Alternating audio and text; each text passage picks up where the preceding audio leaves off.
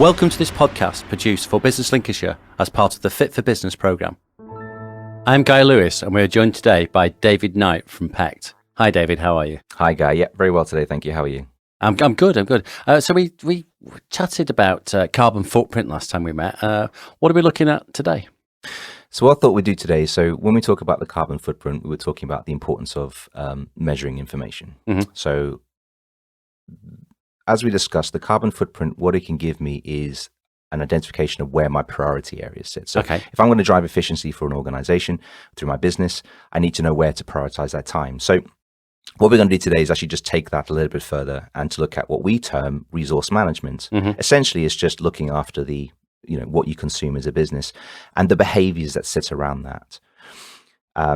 So really within this, staff engagement is vital for making any impacts, and the resources we consume can be used as opportunities to start engaging with staff. So the other side of it is that we've also found that waste is often found as a route to engaging with staff as well. So something that's tangible, something they can see, something they can actually almost look at and see the improvements being made. It's a great way to actually start conversations with people. Yeah, and it's achievable, isn't it? It's like, you whack that in the communal kitchen, or you something in the offices, whatever it is, and you've got the recycling bins, and you can measure how much goes. You can weigh it. You can do something with it and say, we've recycled this week, or this month, or this year, and it becomes it's something everyone can do. Absolutely, and it also starts the conversation, which is the most important thing. Having this conversation, starting this conversation with the easiest way to do it. Mm-hmm. You can then start to talk about energy, which usually shuts people off straight away. The minute you mention energy, they're like, oh, I'm not interested. But if you start to show them the benefits of what you're doing and how actually the improvements you're making are making a difference to the business, you can start those engagement and those conversations as well. And also from a business perspective, one of the benefits that it comes to when you start to have these conversations and you start to do this work, you actually become more attractable as an employer as well. Because ultimately, if you are doing what you can to minimize your impact, this is what a lot of the younger, shall we say, new employees are looking for. Whatever the generation is these days, they're looking for businesses that are doing this. They're really passionate and enthusiastic about this. So again, getting ahead of it and looking at this now means that in the future you become that type of business that they want to work for. So actually attracting new workforce ties into this as well. Yeah, I'm guessing because it's their future more than ours, maybe. Me as a certain age. No, absolutely. Yeah. Okay. So getting people involved with projects that they can do something about is probably the first thing, and then measuring that data, keeping them sort of engaged is the right word. Is there things about you quite often get we're a paper-free office. I guess that's the next step on waste, isn't it? Really, don't print it, read it, or there's lots of email footers you get. Only print out if you have to, or something. No, absolutely, yes. So this all comes into the actions that you introduce as an organization, and the actions are fed into. So I guess right from the very beginning, we talked about measuring data, and from a carbon perspective, we're just looking at the annual data that you're measuring because that's all we need for carbon. But from a business perspective, if you can start to record that more readily, so monthly, quarterly, whatever it needs to be, and you look at how much am I using against what am I doing as a business, that's really the first step. So you know your priority from the carbon. So let's say, for example, it is electricity, and that's what we need to look at. So we now start to measure our electricity on a more regular basis. We think about what are we doing in the office that actually uses electricity, or in the home or wherever we are. So what's using our electricity? And then start to think about, well, what can we do to make that more efficient or better? So what kind of opportunities can we identify? The next step to that is then to think about, well, what is it that we want to achieve by doing this? So where we're going, what we're trying to achieve, what's the target? Yeah. So if we go back to your waste point, if you want to become a paperless office, because one, it's a big cost to the organization. So, we work with universities and colleges, and they just use an exorbitant amount, a lot of paper. Let's go with that. And essentially what they're looking to do is to, how do we engage with our student base to stop them using so much paper? What do we need to do that? And that is a communication piece. That's why you get the emails. Think before you print. Don't print unnecessarily. Try to avoid paper waste. And then also think about, well, what do I do as a business that uses paper? So invoices, it might be receipts, it might be that kind of stuff. Now, can I make that electronic? Most people these days, I don't want to invoice a receipt. I'm happy to receive it on an email. So ask the question with your customers. Are you happy to receive an email? Great, I'll send you an email. So just through simple actions, simple changes, and again, having that idea that that's what you want to achieve allows you to actually put those processes in place. And then asking your customers to come on board with what you're looking to do will save you money in the long run, and again, helps you to reduce the paper that you're using.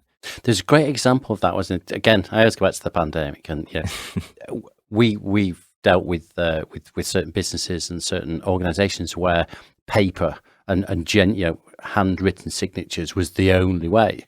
Yeah, because of the pandemic, because of the lockdown, because of trying to do business virtually, lots of other sort of technologies that have been around for years, all of them were adopted. Electronic signatures. There's a whole sort of things that were introduced around in certain sectors that would never have been introduced that are now going to continue. So the fax machine, I'm sure now, is dead. But actually in 2019 it wasn't. It was still alive and kicking. Absolutely, and things like wet signatures that got electronic signing and stuff. So technology adoption through the pandemic is surely a good thing in terms of carrying on what was a way of reducing something and getting to a better target. Absolutely, and it has been. I mean, this is the one,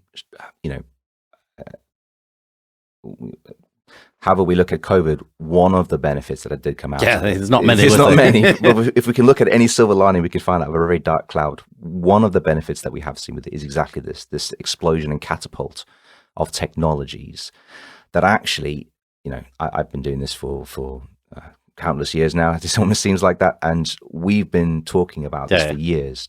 Go to electronic signatures, look at video conferencing, teleconference, that kind of stuff. And it always seemed to be hesitant. Oh, we don't. And then COVID happened, and all of a sudden, just, oh my God, we have to. We don't have a choice. There's no other way we can do it. We have to do video conferencing. We have to.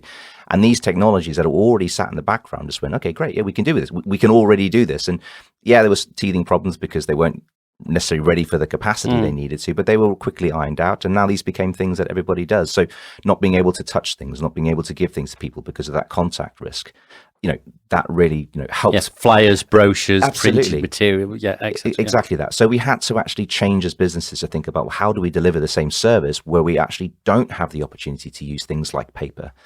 And so now that we're, I say as the pandemic, we're not, but now that we're, so we say, almost back to business as usual, we need to still keep those same mindsets.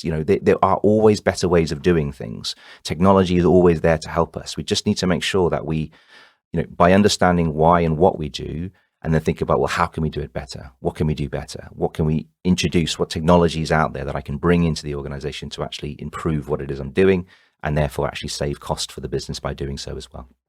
Okay, and typical targets talked about waste, but I suppose there is things like giving people mileage targets, or don't exceed X thousand, or I don't know, how many lights can you not have on in the office? I don't know. I guess it's also, you could make this fun, you could make this a challenge, you could make this in any way. I think. No, absolutely. So the term gamification. That's what I'd recognise. Yeah, absolutely. So turn it into a game, turn it into a challenge. People like challenges. I mean, in my office alone, as soon as it becomes a competition, there's about 3 or 4 members of staff that are almost sat there going, "We're going to win this." I will go to any lengths to win it, which is absolutely great. But yes, some of these things can be quite dry. The conversation, the topic is really dry, and I hear myself talk sometimes, thinking, "Oh wow!" But if you can turn it and make it fun, make it engaging, and to some degree also, when you're working with staffers, ask them what they want to do. Yeah. What projects would they like to do? What area would they like to focus on? And you might be surprised. I mean, within any office, there's probably 1 or 2 environmentalists or those who are really keen on it that we're more than happy to jump at the opportunity to do something like this. And once it becomes, once they take it and they champion it, they bring other people with them as well. So the key thing to this is, as an organization, you can't do it by yourself. Everybody has to work together to do it. And the only way to do that is to get everyone on board. Now, there's always going to be the 1 or 2 that just aren't interested or not willing to. But as long as they're happy to do what's expected of them, whether they're engaged or not, that's fine. We don't want you to turn the lights on for this reason. As long as they do that, that's fine.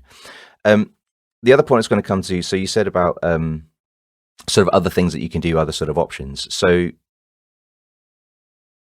for example, with what we usually get businesses to think about. So whenever they look at the business, the first thing to do is just have a walk around your business. Yeah. What lights are you using? How did those lights turn on? I do site visits, and what I always find fascinating is as soon as I get to site and I show them those lights are left on, oh, I didn't know that. Or I tell them about, identify an opportunity. You've got massive windows and yet the lights are on when there's broad daylight. And if I turn the light off, you won't even notice the difference. And we turn the lights off and there's no difference. And like, I didn't even think of that. So sometimes I think actually the process we go through is just take that step back and actually just look at the building, look at the business, have a walk around, think about, are the lights on? Do they need to be on?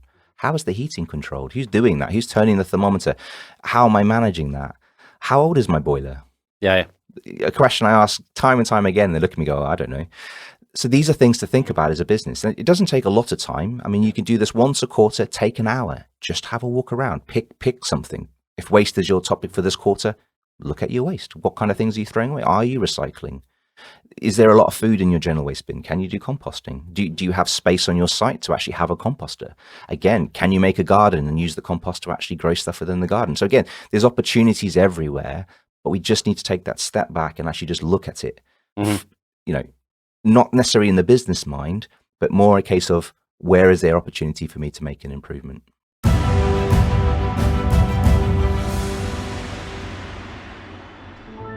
My name is Guy Lewis, and you're with myself and David Knight discussing resource management behaviours. So we've looked at that, getting staff involved. We've looked at sort of wandering around your site, your business, and looking at some of these really easy things. Identifying just some stuff that you think, all these lights are on, or the boiler's old, etc. Setting targets. So what's next? What else how do we get this in place? What do we do? So one thing we suggest for all organizations, you've done your walk around, you've identified things. I think, we could probably make a change there, or we can do something here as well. The next step would be to then start a plan. Mm-hmm. Think about, what is it that we can do now? And then also, what is it that we perhaps need to do in the next few years' time? So what we really suggest for a lot of organizations to do, and then, this can sometimes come as people will look at it as, is it an extra thing to do? But the reality is that if you write down what you've identified and think about, okay, well, that's what I've identified, and think about, well, okay, who can change that? What needs to happen? Now, that might be, I need to speak to my staff and just make sure they turn the lights off. So I'll be responsible for that, and therefore that'll be my responsibility. It might be, for example, the boiler. Now, you might have, someone on site who has a better knowledge of this thing, or, it might be probably sat better with someone else. So give them the chance and say, look, we've looked at the boiler. We've found out that it's 10, 15 years old, and we want to look at replacing it. Can you do something around actually finding out what that would look like? What kind of boiler do we need? All these sorts of things. So think about what it is that you can do. Think about who's the best person to do that, because it's not always going to be you. There might be other people who are better placed for that. And then think about, well, what sort of timeline? So when is it that I think we can do this? So think about, if it's a switch off campaign, so getting staff to turn the lights off or improve the heating, when's the best time to do that? Now, it might be, lights, we can almost do that instantly, but for heating, that might be a winter project. So if you're doing it now, then that'll be something to worry about when we get to the October and September. So that's an opportunity to think, okay, well, in October, we need to do a heating thing, and we need to engage with staff and get them to think about using the heating system better, that kind of thing. Finally, what I always suggest is think about what your change will do. So if we do switch the lights off, what's that likely to do for the business? Okay, it's going to save energy. What do we think that's roughly going to do for us? Like what kind of improvement do we think that's going to make? Give it a rough number, rough percentage. Then when you're measuring your data, note when you've done that action, and then actually watch the data over the next sort of few months. Has it made a difference? Is it actually bringing the energy down? We've worked with businesses. I mean, if you haven't put LED in, one thing I'd always suggest for any organization is to put LEDs in. It's a very, shall we say, it's a very cost-effective solution. It's a game changer, isn't it? Absolutely, yeah. And I was working with a business, and they said, they were looking at their energy bills, and they noted the day they put the LED in, and they were just astonished at actually how much lower their energy was going forward. So it's an instant saving. So you need to have that measurement. That's why it's really important that you're measuring the data, because you want that to actually compare against the action. So if I've worked with staff and said, look, let's make sure we're turning lights off, and I look at my data, but nothing's happening, well, then that's an opportunity to think, well, why is nothing happening? Take a walk around again. Are staff actually doing it? Do we need to work with them a bit better? So it's using data, using actions, and just periodically looking at how things are going. And when they're not going in the direction that you think they need to be going in, then that's an opportunity for you to say, okay, we need to do something. It might be you need to change the action, maybe change the approach, Or as we said before, maybe we need to make it a bit more fun just to get that engagement in place. So you can do this with anything you're measuring, whether it be waste, whether it be electricity or gas, etc. Actually having it written down means at any point you look at it, you can remember, because I don't remember what I did last week, let alone what I'm thinking about. So with it actually written down, it's a nice record. I can see what's happening. I can see what I expected, and I can actually measure that against my data. And by doing that, I can always work to making improvements, which will save me money in the long run. Yeah, I'm absolutely a fan of putting plans together, planning your actions. You definitely, and time frame, really important to do that. I suppose I would always think of go for something that's got the most impact or the easiest impact, because then you think you've all done something, you've identified something, you've got a solution, you implement it. You want some impact straight away, don't you? Really, you do, yeah. And controls are the easiest thing to think about. And what I mean by controls is how are you using that? Yeah. So controlling how the lighting's turned on, controlling how the heating, what temperature it's set. So there's lots of things that we don't have to invest in. We can just do it through basic behaviors, just making sure that, for example, heavy equipment, heavy plant machinery that some organizations will have. Can you switch that on and switch that off without any issues? And what I mean by that is some machinery takes a while to warm up, or it needs to have a certain, so you can't just shut it down. It has to run. But we've been in places where actually they have a line of machines, and they have 6 machines, and they're only using 2, but all the 6 machines are on. Yeah, because there's a number of staff that at some point will use the other machines. Well, if they're not using them and you can switch them off, switch them off. So a really simple thing can save a lot of energy, because it's just breaking the habit, breaking the norm, and actually moving into, where does the efficiency, and that's a really simple approach that any business can take. But it does take a step back and actually look at what's happening against what you expect to be happening, and then make the differences there. Okay, so you plan that, and we talked about engaging staff right at the start of this, and because they themselves might have a better idea of how to save money, which could equal carbon, or to do things more effective or more efficient, or they've seen something. So what would you do to really sort of encourage that sort of staff ambition? What's the best ways of getting that on the agenda? Or absolutely, the very first step is to have the conversation in the first place. Okay. So the process we go with a lot of businesses is to tell them what it is that you're doing. Yeah. So as a business, we're looking to obviously save money, but we're also doing it because you might want to drop in the climate conversation at this point, but it's essentially, this is what we want to do. We want to look at how we're doing things. We want to become more efficient, because it'll help us as a business in the long run, help us get tenders, et cetera, et cetera. Give them the opportunity to say, we're obviously going to be doing work in the background, but what we'd really love from you guys is if you have any suggestions, if there's anything that you're really interested in, come and speak to us. Yeah. Let us know what you've identified. Let us know what you think would be a good idea. There's no idea that's wrong. It's always good to have the idea. You might not necessarily be able to do it now. It might be a future, something you could do in the future, whether because of investment reasons or otherwise, but actually getting them to tell you what they've identified or what they think about actually helps you build your actions or identify options. The other thing as well is, it doesn't always have to be about the business. Sometimes the projects can be around, well, what are we doing as an organization, maybe in the community? Okay. Are you doing charity work? Do you support charities? Or, things like that as well. So, with a lot of people, they sometimes have, what's the word I'm looking for? They have, I guess, opportunities that they like to spend their time or invest their time in. And that might be something that you can support as a business, whether that be a volunteer day, or whether that just be something, a bake sale to raise some money to give to a charity, anything like that as well. So sometimes it's actually just engaging with them through other means to help bring that conversation together. And then once you've got them on board, you can shift their focus towards what needs to happen on site as well. With a lot of it as well, sometimes it's just a case of, we just want you to switch the lights off because it's going to save us money. Simple as that. You know what I mean? It can sometimes just be telling them what it is that you want them to do. So the sort of thing here that says, saving money equals saving carbon. Somewhere on the line there, that's what I get through this.